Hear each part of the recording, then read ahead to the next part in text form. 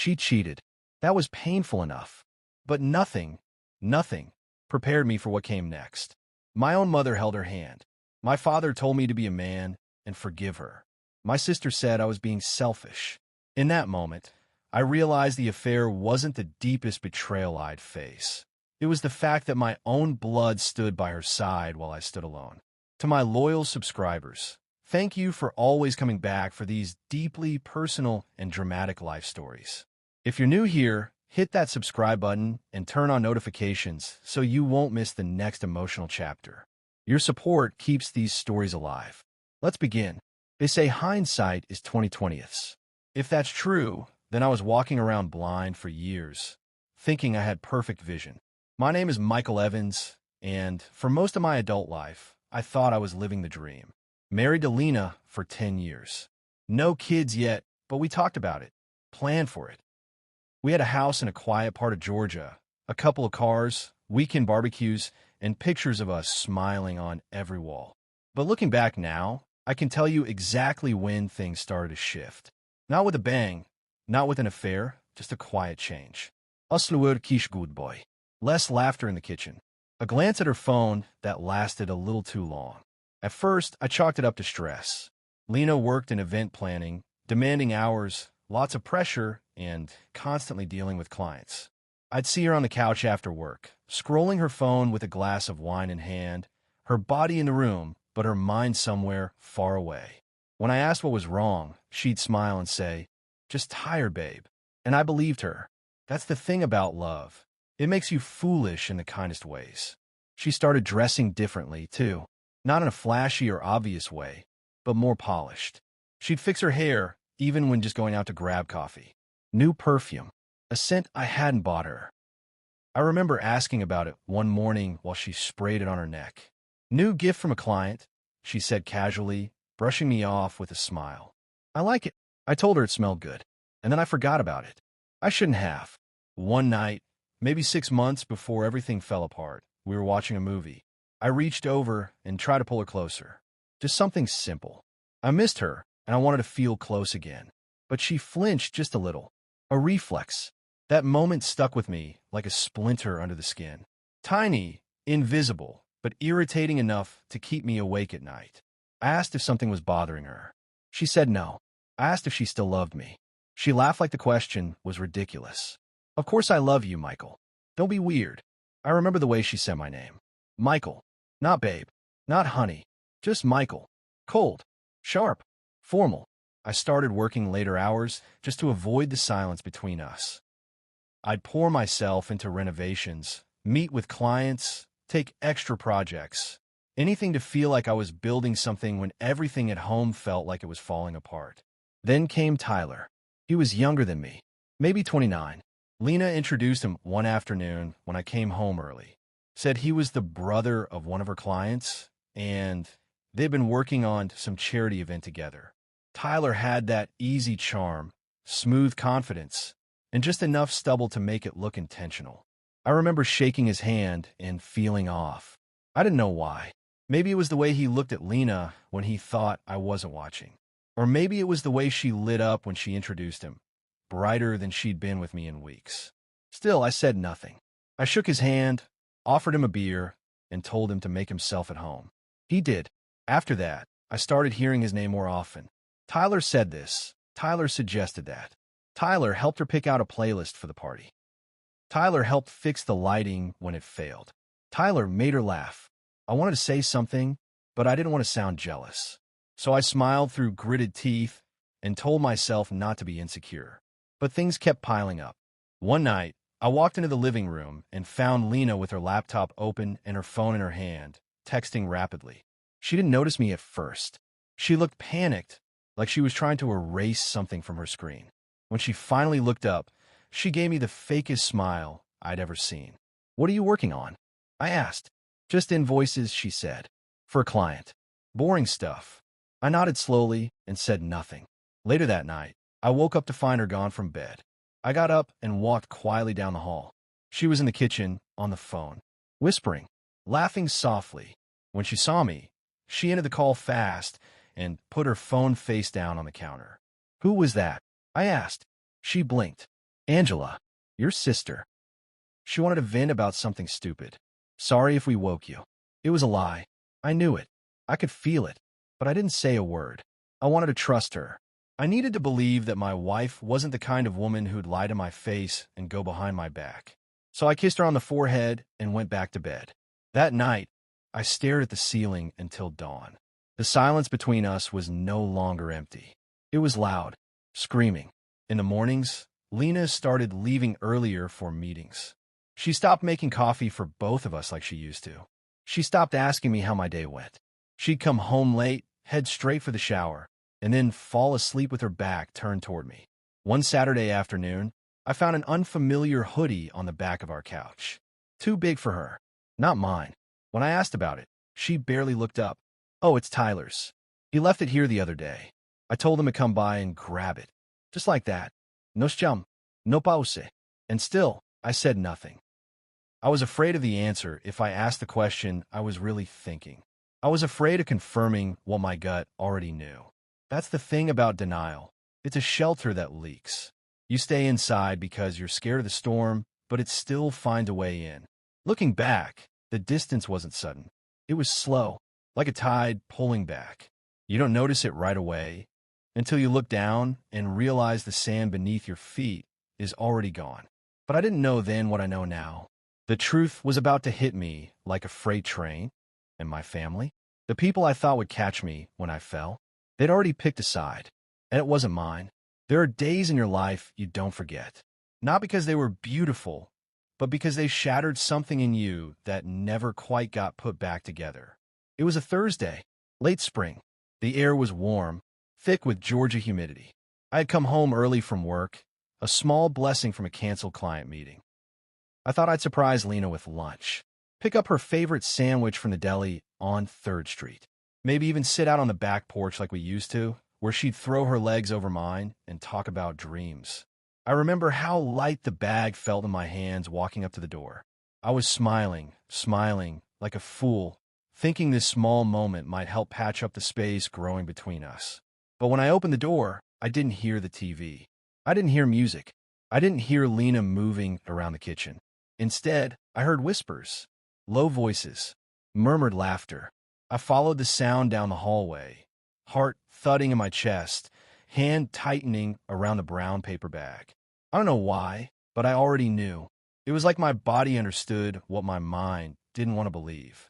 I turned the corner and saw them, Lena and Tyler, on the couch, too close, her hand on his knee, his fingers brushing a strand of her hair back. The way they looked at each other, soft, familiar, wrong. They didn't hear me at first. That made it worse. They were lost in their little world, my home. When Lena finally noticed me standing there, the color drained from her face. Tyler flinched, like a kid caught stealing from the cookie jar. Michael, she breathed, you're home early. I didn't say a word. I couldn't. I just stood there, the bag of sandwiches hanging from my hand like some sick joke.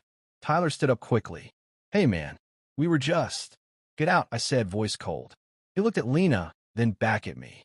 I think maybe we should talk. I said, get out. He hesitated for one more second before grabbing his jacket and walking out the door without another word. The door slammed. Then there was silence. Lena stood there in front of me, arms crossed, like I had invaded her space. What do you want me to say? She asked softly. I just laughed. Not because it was funny, but because it was unbelievable. The audacity, the calm in her voice. Like I was asking her to explain a missed appointment, not an emotional betrayal. You could start, I said, by telling me how long it's been going on. She didn't answer. I repeated myself, slower this time. How long, Lena? A few months, she whispered. That hurt, but not as much as her next words. But it's not what you think. I looked at her then, really looked. She wasn't crying. She wasn't begging. She wasn't even apologizing. It's not physical, she said quickly. At least it wasn't. I closed my eyes. So what? You fell in love with him behind my back, and that's supposed to make it better? I didn't plan for this, Michael, she snapped. You were distant. You were always working. You stopped trying. That's when the anger bubbled up. Don't you dare make this my fault. I'm not, she said, softer now. But things have been broken for a long time. You know that. You just didn't want to see it. I stood there, the silence between us thicker than ever. And I realized she was right. I didn't want to see it. Because if I had, maybe I could have stopped it. Maybe I could have saved us. But that moment passed, and the damage was done. I'm staying with my brother for a while, I said, heading to the bedroom to pack a bag. I can't be here right now.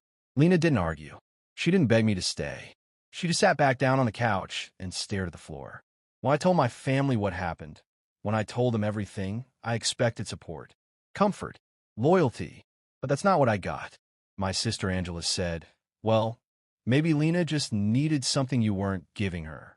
My mother, my own mother, told me, sweetheart, marriages go through hard times. Don't throw away 10 years over one mistake. One mistake? I was drowning, and the people who were supposed to throw me a lifeline handed me a brick instead. I thought about going back, more than once, not because I forgave her, but because I didn't want to be alone.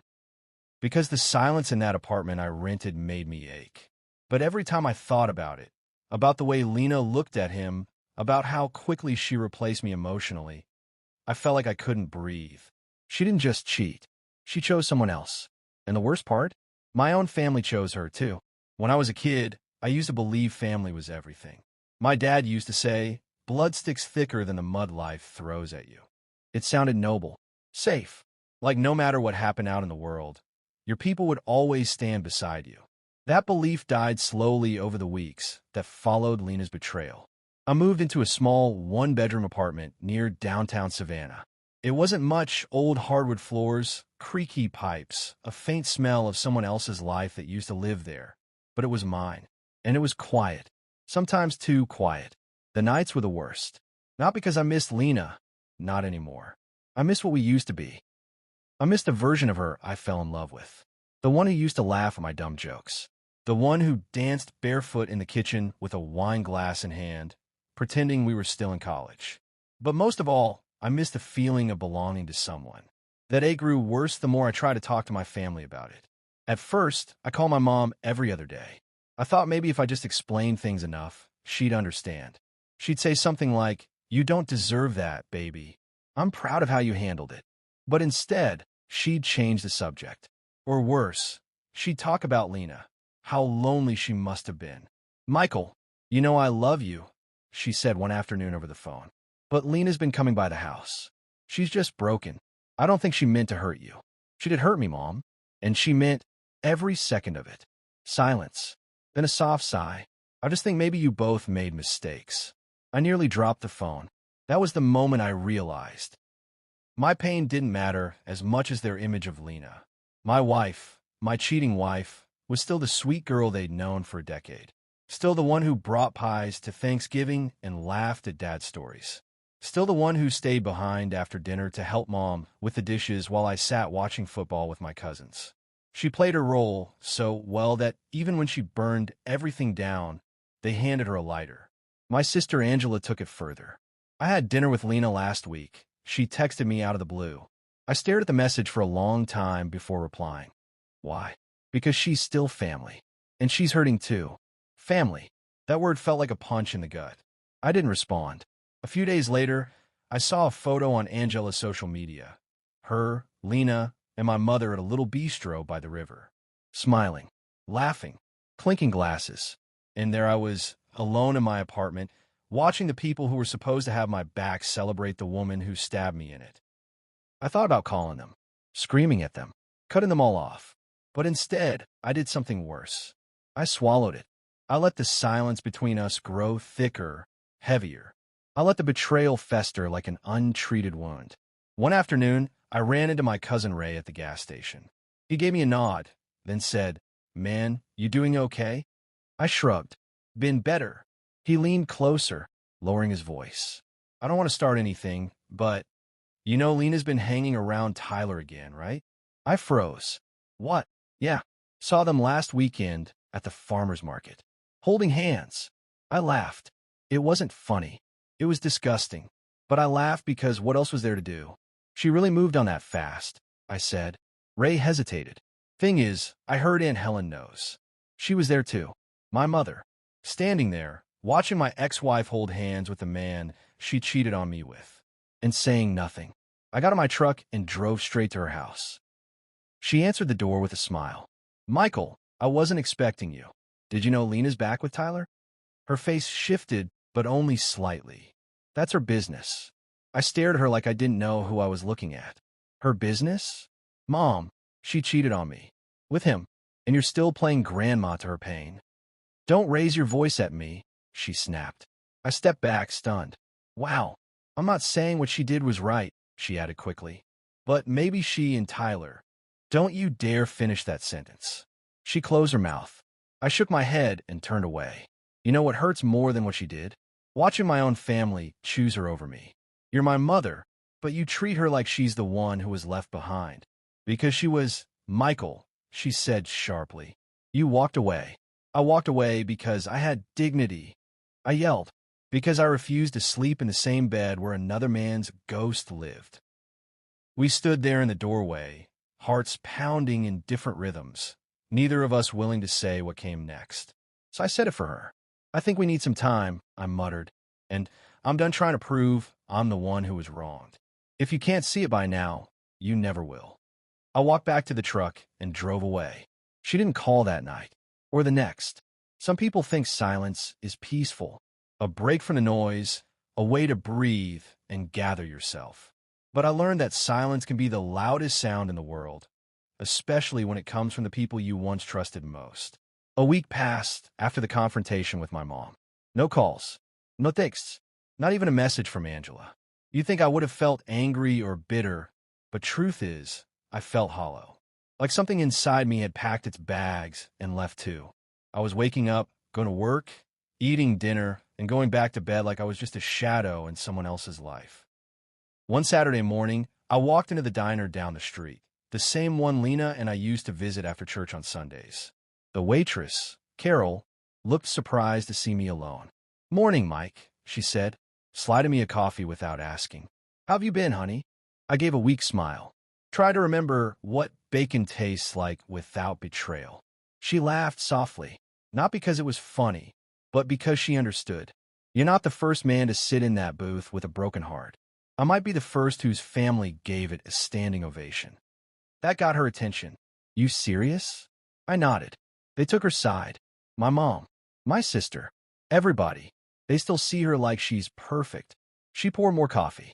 Sometimes people hold on to the version of someone they need to believe in, not the truth. I stared out the window.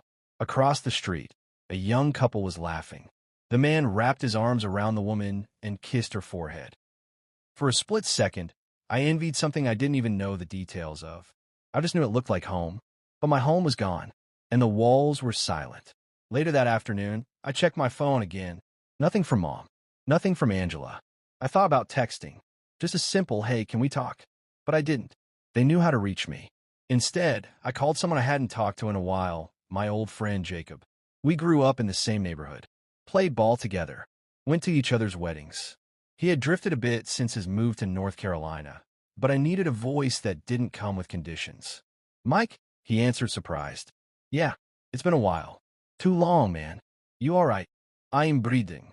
That counts for something. I told him everything. Not just about Lena, but about my family, how they clung to her like I never existed. He was quiet for a second, then said something I hadn't heard in weeks. That's messed up. You deserve better. I don't know why that hits so hard. Maybe because it was the first time someone said it plainly. We talked for over an hour, laughed a little, cursed a lot. When I hung up, I didn't feel healed, but I felt seen. Sunday came. I stayed in bed most of the morning, flipping through channels I didn't care about. But something made me get up and walk. Just to move. Just to get air. I found myself driving toward the old neighborhood, where I grew up, where Mom still lived. I didn't plan on stopping, but when I passed her house, I slowed down. The porch lights were on, even in the afternoon. Her favorite wind chimes tapped softly in the breeze. For a moment, I imagined walking up the steps and knocking, just fixing things, but I didn't move. That silence between us, it wasn't peaceful. It was punishment, and we were both serving time. I kept driving. A few days later, I got a text from Angela. You know, you could have handled things better too. I stared at the screen for a long time. My hands trembled, not F. But they'd lose me. That night, I poured myself a drink and sat out on the balcony. The city buzzed below, people living lives I'd never know. For once, I didn't feel envious. I felt ready, ready to rebuild. On my own terms, the silence would still be there, but it wouldn't be mine to carry anymore. I've replayed everything so many times in my mind. Lena's betrayal, my family's silence, the look on my mother's face when she told me I should have held on tighter. For a while, I thought maybe if I had done something differently, things might have turned out another way. But now I know better. The truth is, love doesn't cheat, and loyalty doesn't ask you to betray yourself to keep the peace. It took losing nearly everyone I loved to understand that. It's been 6 months since the divorce papers were finalized. Lena didn't fight me on anything, too eager to move on with a man she thought was worth burning our marriage for.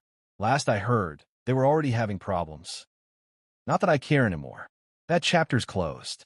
As for my family, Mom still sends texts once in a while. Mostly updates I never asked for, like how Angela's new baby is doing, or how Lena dropped by with cupcakes for Easter. Cupcakes. Imagine that. No epalegi. No moment of clarity. Just sprinkles and frosting over the ruins of my life. I didn't reply. I don't reply anymore. That version of me, the one who begged to be understood, is gone. I buried him beside the man who once believed his wife would never lie. There's a quiet that follows heartbreak. Not the kind that hurts, but the kind that helps you think clearly for the first time in months. That's where I am now. I moved to a smaller place on the edge of town. Nothing fancy, just mine. I spend more time in the backyard than I ever thought I would. Planted a few flowers. Built a fire pit. It's strange how something like digging into soil can remind you you're still alive. Sometimes peace doesn't look like a perfect family. Sometimes it looks like sleeping through the night without wondering where she is. Or walking into your mother's house without having to explain your pain again. But I don't walk in there anymore. I still love them, my mom, Angela, but love without respect is just a slow kind of poison, and I'm done swallowing it. A few weeks ago, I met someone. Her name is Tara. We met at the bookstore near my new place. She noticed the copy of The Road I was holding and said, "Great choice, but depressing." I laughed for the first time in a while. We talked for over an hour right there between the shelves. She didn't ask about my past. I didn't ask about hers. We just talked about life, music, coffee, and how neither of us understands the hype around kale. We've been on a few dates. Nothing serious. No promises. Just easy. And that's more than I thought I'd feel again. Looking back, I used to think family meant blood. That it meant no matter what happened, they'd be in your corner. But family isn't just DNA. It's the people who show up, who listen, who hold you accountable, but never abandon you. I lost some of my old family, but I found a new one. In myself. In people who didn't need an explanation to stand beside me. And in the silence, I built something new, something stronger, something real. To anyone out there going through betrayal, I see you. And if your world feels like it's burning down, let it. Sometimes the ashes are the only way to start fresh. And trust me, what comes next is better than you think. That's the end.